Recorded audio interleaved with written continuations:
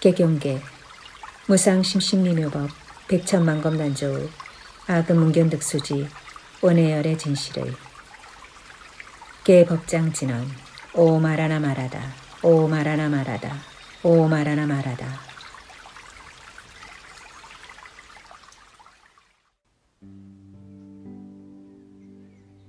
제4 신해풍. 그때 해명수보리와 마하가전년과 마하가섭과 마하목건년이 부처님으로부터 일찍이 듣지 못했던 법문을 듣고 또 세존께서 사리불에게 안욕따라 삼맥삼보리에 숙이 주시는 것을 보더니 매우 희유하다고 생각하며 뛸 듯이 좋아하였다. 곧 자리에서 일어나 옷을 정돈하여 오른쪽 어깨를 드러내고 오른쪽 무릎을 땅에 꿇은 채 일심으로 합장하고 허리를 굽혀 공손히 부처님의 조난을 우러러보며 사례었다. 저희들은 승가의 상수로서 나이도 많고 스스로 이미 열반을 얻었으니 더 이상 할 일이 없다고 생각해서 더 정진하여 안욕따라 삼맥삼보리를 구하려고 아예 생각조차 하지 않았나이다.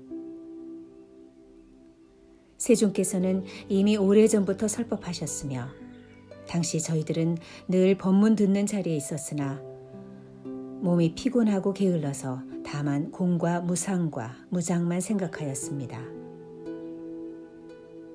그래서 보살이 닦아야 할 법과 자유롭게 신통 부리며 부처님의 국토를 깨끗이 하고 중생을 성취시키는 일에 대해서는 마음으로부터 시큰둥해 있었습니다. 왜냐하면 세존께서는 저희들로 하여금 삼계에서 벗어나 열반을 얻게 하셨고 또 저희들도 이제 나이가 들게 되자 부처님께서 보살을 교화하시는 안욕따라 삼맥삼보리에 대해서 한 번도 괜찮다고 부러워하지 않았던 탓입니다. 그런데 지금 저희들은 부처님 앞에서 성문에게도 안욕따라 삼맥삼보리에 수기를 주시는 것에 대해 듣고 나니까 마음이 너무 환희하여 일찍이 없던 희유함마저 느끼게 되었습니다. 지금 후련히 희유한 법에 대해 듣고 나자 스스로 생각해도 정말 다행스러울 정도로 너무 크고 좋은 이익을 얻게 되었나이다. 즉 한량없이 진귀한 보배들을 일부러 구하지 않았는데도 저절로 얻은 셈이옵니다. 세존이시여, 저희들이 이제 알기 쉽게 비유를 들어서 이 뜻을 밝히겠습니다. 예를 들어 어떤 사람이 나이 어릴 적에 아버지와 헤어지게 되어서 다른 나라에서 10년, 20년, 아니 50년이나 오랫동안 떠나 살게 되었습니다. 나이는 많은데다 공궁하여 사방으로 비럭질하며 의식을 구하였는데 우연히 본국으로 차츰 향하게 되었답니다. 그 아버지는 이전부터 아들을 찾아다니다가 아직 찾지 못하고 어느 성에서 잠시 머물고 있었습니다. 그 집은 아주 부자여서 재물이 한량없이 많으니 금, 은, 유리, 산호, 호박, 파려, 진주 등 온갖 보배들이 수많은 창고마다 가득 찼습니다. 하인과 청지기와 신하, 보좌관, 관리인, 일반인들도 아주 많이 있었고 코끼리, 말, 수레, 소, 양들도 헤아릴 수 없이 많았습니다. 게다가 전곡을 빌려주고 받는 이익금으로 타국과 무역을 하였으니 장사하는 상인과 손님들도 역시 많아서 매우 북적거렸습니다. 그때 빈궁한 아들은 여러 마을을 비럭질러 떠돌며 나라와 몇몇 고을을 지나다가 마침내 아버지가 살고 계시는 성에까지 이르게 되었습니다. 아버지는 늘 아들을 생각하였습니다. 헤어진 지 벌써 50여 년이나 되었거늘 하지만 여태까지 어느 누구에게도 그 사실을 말한 적이 없었습니다. 그냥 혼자서만 생각하고 마음으로 한탄하면서 또 생각하되 나이는 자꾸 늙어만 가는데 재물은 산더미처럼 불어나는구나. 아무리 금과 은 등 각종 진귀한 보배들이 창고마다 가득하더라도 자식이 하나도 없으니 내가 하루아침에 죽고 나면 재물도 산산이 흩어져 버릴 것이 아닌가. 이렇게 재산을 물려줄 사람이 없어서 은근히 매양 그 자식만을 기다리며 또 생각하기를, 내가 만약 자식을 만나서 재물을 전해줄 수 있다면 마음이 홀가분하고 즐거워서 아무런 근심 걱정이 없으련만. 세준이 씨여, 그때 빈궁한 아들은 품팔이로 전전하다가 아버지가 사는 집에 우연히 이르게 되었습니다. 대문 옆에 서서 멀리 그 아버지를 바라보자니 사자상에 걸터 앉아 보배궤에 발을 올려놓고 있었습니다. 그리고 많은 바라문과 찰리와 거사들이 공경히 둘러서서 모시고 있었습니다. 아버지는 값이 10,000냥이라 됨직한 진주영락으로 몸을 치장하였고, 관리인과 일반인 그리고 하인과 시종들이 손에 흰 불자를 들고 좌우에 서 있었습니다. 게다가 보배 휘장을 치고 온갖 꽃번을 드리웠으며 향수를 땅에 뿌리고 여러 가지 이름난 꽃잎을 흩뿌렸습니다. 더욱이 각종 보물들을 벌려놓은 채 내어주고 받았나니 이처럼 여러 가지로 장엄함에 위엄과 덕이 한층 높아 보였습니다. 빈궁한 아들은 아버지의 커다란 세력을 확인하자 곧 두려운 마음을 품고 여기까지 온 것을 후회하며 속으로 가만히 생각하였습니다. 저분은 왕이거나 왕족일 것이야. 내가 품을 팔아 삭슬 받을 만한 곳이 아니로구나. 그러니 차라리 가난한 동네로 가서 일할 땅이 있으면 내 힘껏 일하고 벌어서 의식을 얻는 편이 낫겠다. 자칫 여기서 오래 어물거리고 있다가는 강제로 붙들려 일을 하게 될지도 모르겠구나. 이렇게 생각하고는 급히 그곳을 떠났습니다. 당시 부유한 장자는 사저자에서 자기 아들이 온 것을 이내 알아채고 마음으로 크게 기뻐하며 이렇게 생각하였습니다. 나의 창고에 가득 찬 재물들을 물려받을 사람이 이제 제 발로 왔구나. 아무리 생각해도 만날 수가 없더니만 호련히 제 발로 직접 찾아왔으니 이것이야말로 내가 바라던 바가 아닌가. 내 비록 나이 많아 늙었으나 이런 까닭에 여태까지 재물을 소중히 아껴두었도다. 이윽고 곁에 있던 사람을 보내어 빨리 가서 아들을 데려오도록 하였습니다. 장자의 심부름꾼이 급히 가서 그를 붙잡으니 비렁뱅이 아들은 놀라 원망하며 크게 부르짖었습니다. 나는 아무 잘못한 것도 없는데 어찌하여 붙잡아 가느냐. 그러자 심부름꾼은 더욱 단단히 붙잡고 강제로 끌고서라도 데려가려고 하였습니다. 빈궁한 아들이 생각하기를, 죄도 없는데 붙들려 가게 되었으니 반드시 죽고 말겠구나. 이런 생각이 들자 더욱 겁이 나서 정신을 잃고 땅에 쓰러져 버렸습니다. 장자인 아버지가 멀리서 그 광경을 보고는 심부름꾼에게 말하되, 그 사람을 쓰지 않을 터이니 강제로 데려오지 말고 냉수를 얼굴에 뿌려서 빨리 깨어나게 하여라. 그리고 다시는 그와 말도 하지 마라. 왜냐하면 아버지는 아들의 마음이 용렬해졌음을 알았으며 자신의 호사함과 고귀함이 아들에게는 받아들이기 어려운 점이 될 수도 있다는 사실을 이해했기 때문입니다. 그래서 자기 아들인 줄을 알면서도 일부러 어떤 사람에게도 그가 자기 아들이라고 말하지 않은 채 심부름꾼에게 다음과 같이 말하도록 시켰습니다. 내가 너를 놓아줄 터이니 네 마음대로 가거라. 빈궁한 아들은 너무 좋아서 일찍이 없던 희유함을 느끼며 땅에서 벌떡 일어나 가난한 마을로 가서 밥벌이를 하였습니다. 그때 장자는 아들을 유인하여 데려오고자 방편을 베풀어 모양이 초라하고 보잘것없는 두 사람을 은밀히 보내며 이렇게 일렀습니다. 너희들은 저곳에 가서 저 사람에게 넌지시 말하기를, 저기 품을 팔 곳이 있는데 삭슬 2배로 준다고 말하거라. 그래서 저 사람이 허락하거든 데리고 오되 무슨 일을 할 것이냐고 묻거든 똥걸음을 치는 일이라고 답하여라. 그리고 우리도 너와 함께 그곳에서 품을 팔 것이다 라고 하여라. 곧 두 사람이 빈궁한 아들을 찾아가서 주인이 시킨 대로 말을 하자. 그때 빈궁한 아들은 품삯을 먼저 받기로 하고 똥걸음을 치우게 되었습니다.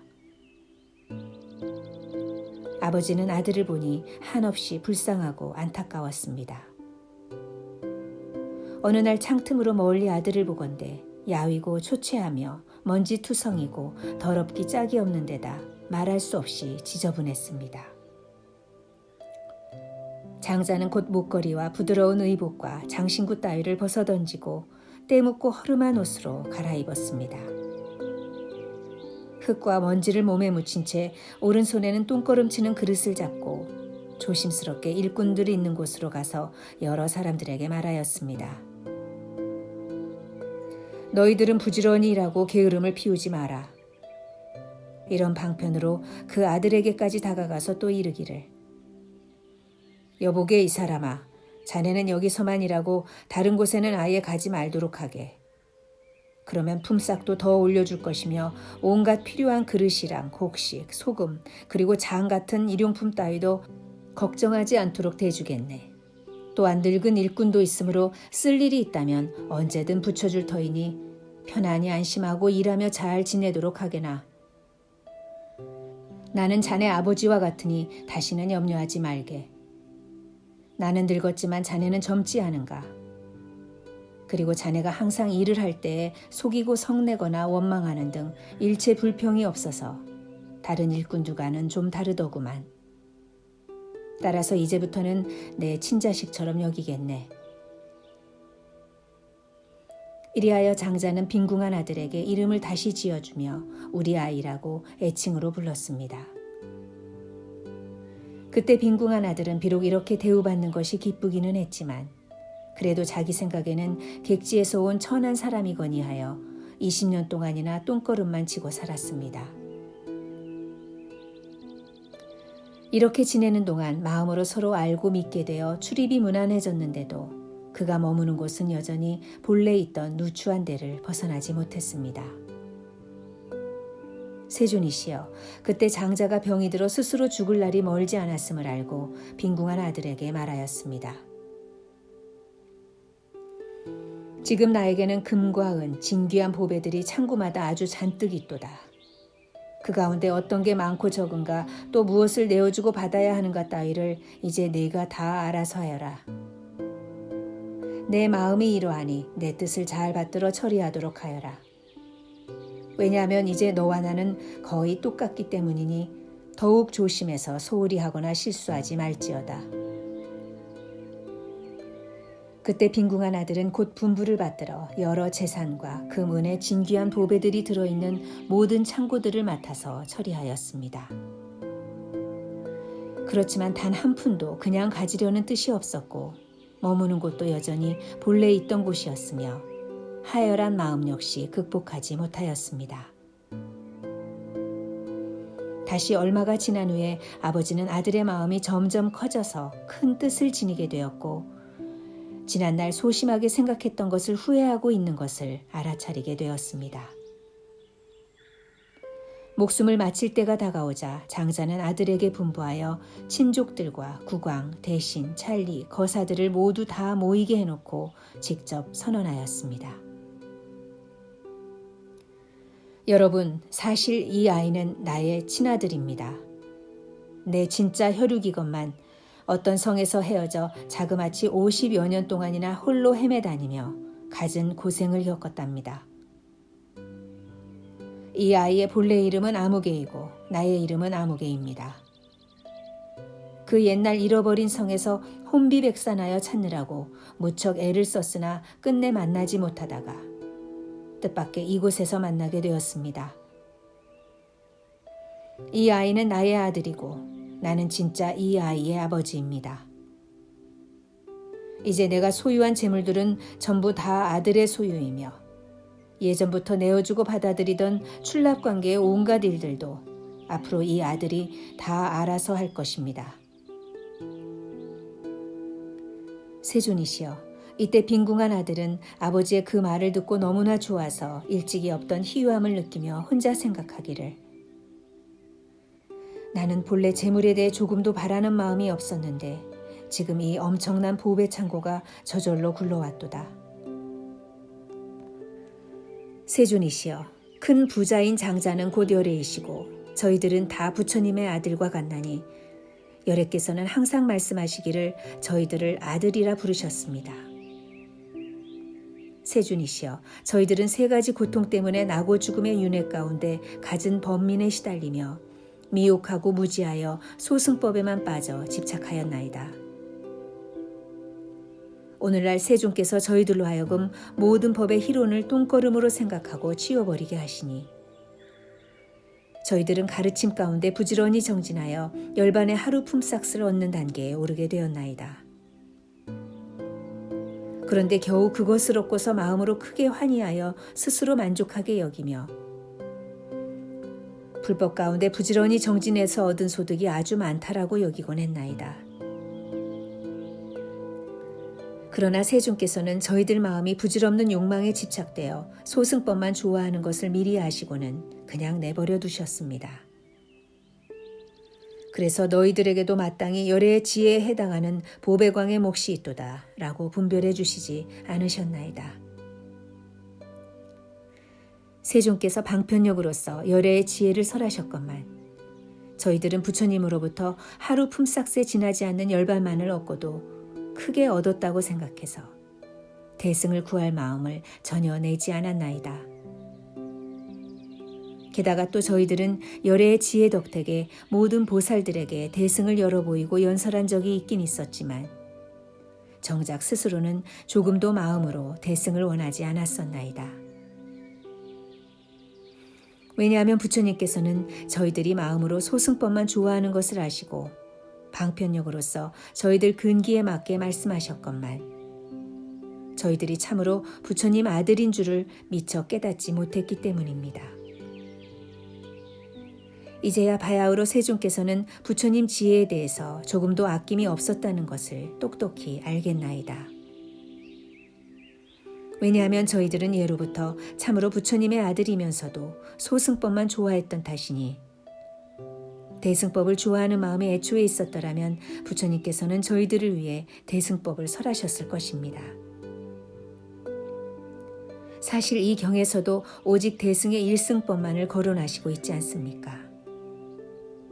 그리고 옛날 보살들 앞에서 성문들이 소승법만 좋아한다고 걱정하기도 하셨으니 참으로 부처님께서는 대승으로서 교화하셨던 것입니다. 그러므로 저희들이 말하기를 원래는 바라는 마음이 아예 없었는데 지금 법왕의 큰 보배가 저절로 굴러왔도다. 그러니 이제 부처님의 아들로서 얻어야 할 것을 모두 다 얻었도다 한 것입니다. 그때 마하가섭이 거듭 의미를 표현하고자 개송으로 사례였다. 저희들은 오늘날 부처님 말씀 듣고 환희심으로 뛸 듯이 좋아서 일찍이 없던 희유함을 느끼나이다. 부처님께서 성문도 성불한다 하시니 최고 값진 보배 더미가 구하지 않았는데도 저절로 굴러온 셈입니다.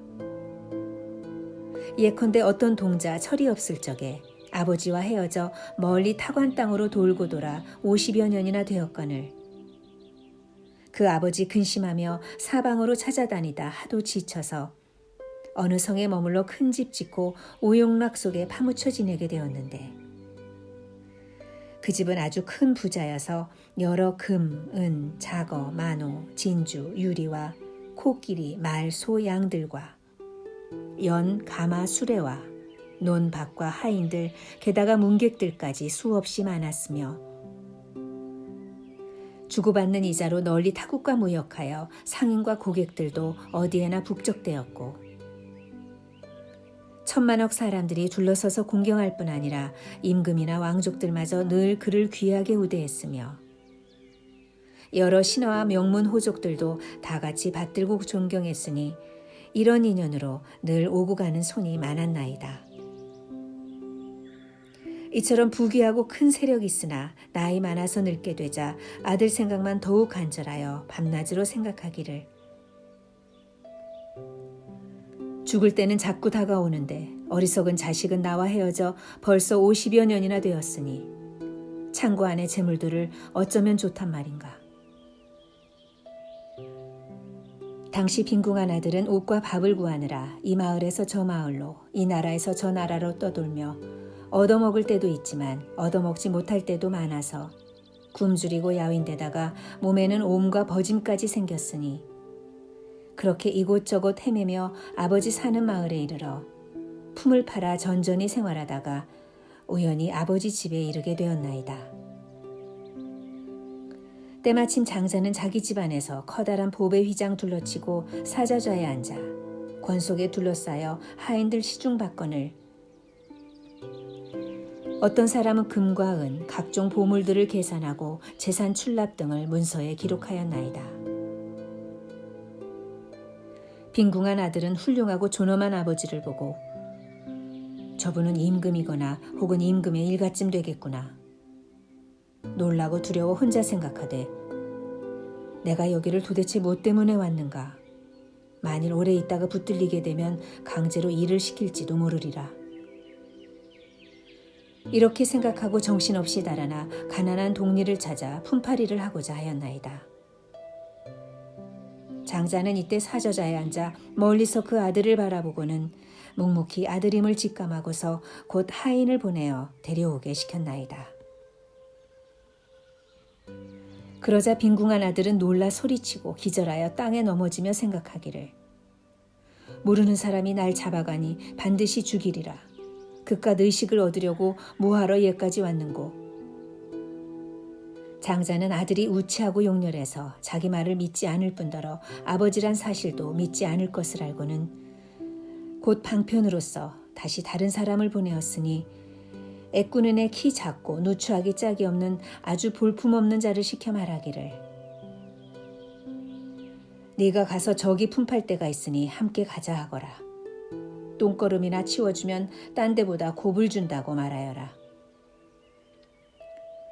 빈궁한 아들이 그 말을 듣더니 좋다고 따라와서 똥걸음을 치우며 집안 청소 깨끗이 하였나이다.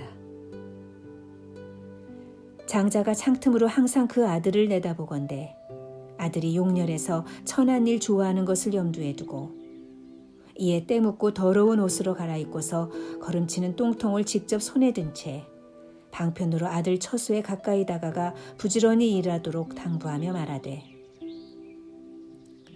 이제 너의 품삯도 올려주고 발에 바르는 기름도 줄 것이며 음식도 넉넉하게 주고 자리도 따뜻하게 해주리라. 다시 간절히 타이르기를 너는 마땅히 부지런히 일하도록 해라. 또 부드럽게 말을 하되 너는 마치 나의 자식과 같도다.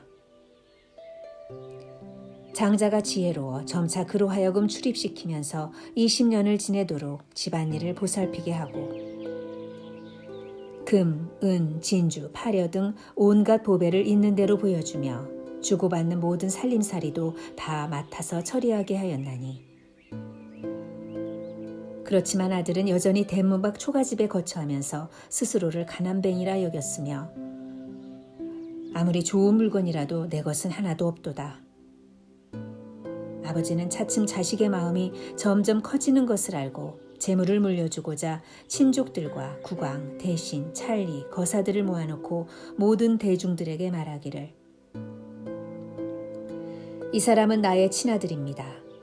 나와 헤어져 다른 곳에 간 지 자그마치 50년이나 지났으며 자식을 만난 지도 벌써 20년이 되었습니다.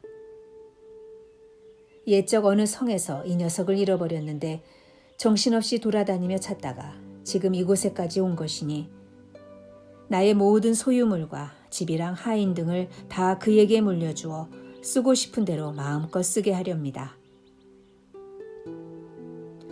옛날에는 가난하고 뜻도 하열했건만 지금은 아버지 집에서 귀한 보배와 집을 포함한 일체 재물을 죄다 얻었노라. 아들은 크게 환희하여 일찍이 없던 희유함을 느꼈나이다. 부처님께서도 이와 같으사 저희가 소승을 좋아하는 줄 아시고 일찍이 너희들도 성불할 수 있다고 말씀하지 않으신 채 단순히 저희들에게 여러 무릇법을 얻어 소승법을 성취한 성문 제자라고만 말씀하셨나이다. 부처님께서 저희들에게 최상의 진리를 설하라고 분부하셨으며 이 최상의 진리를 닦으면 반드시 성불한다고 하셔서 저희는 부처님 가르침을 받드느라 대보살들을 위하여 온갖 인연과 여러 가지 비유와 갖가지 말로써 위없이 높은 진리를 설하곤 하였나이다. 많은 불자들이 저희들로부터 법을 듣고 밤낮으로 사색하며 부지런히 가르침을 닦아 익히더니 당시 모든 부처님들께서 곧 그들에게 수기를 주시되 너희들은 앞으로 오는 세상에 마땅히 부처님이 되리라. 모든 부처님의 비밀스런 법을 보살들만 위해 참된 실상을 연설해 주었을 뿐 어리석게도 저희 자신을 위해서는 참되고 요긴한 이치를 설하지 않은 꼴이 되었으니 마치 저 빈궁한 아들이 아버지를 가까이 모시고 비록 모든 살림살이를 맡긴 했으나 꿈에도 제 것으로 생각하지 않았던 것처럼 저희들도 불법의 가장 보배 같은 가르침을 남에게 설하기만 하고 직접 내 것으로 삼으려는 원력이 없었으니 저 빈궁한 아들과 징배 없었나이다.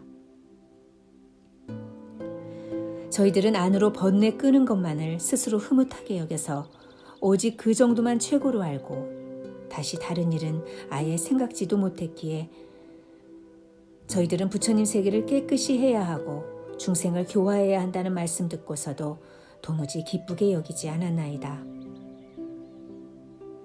왜냐하면 일체법은 공적하여 생기거나 사라지는 것도 없고 크고 작은 것도 없으며 번뇌도 없고 함도 없나니 이렇게 생각하자 별로 기꺼운 마음이 들지 않았나이다.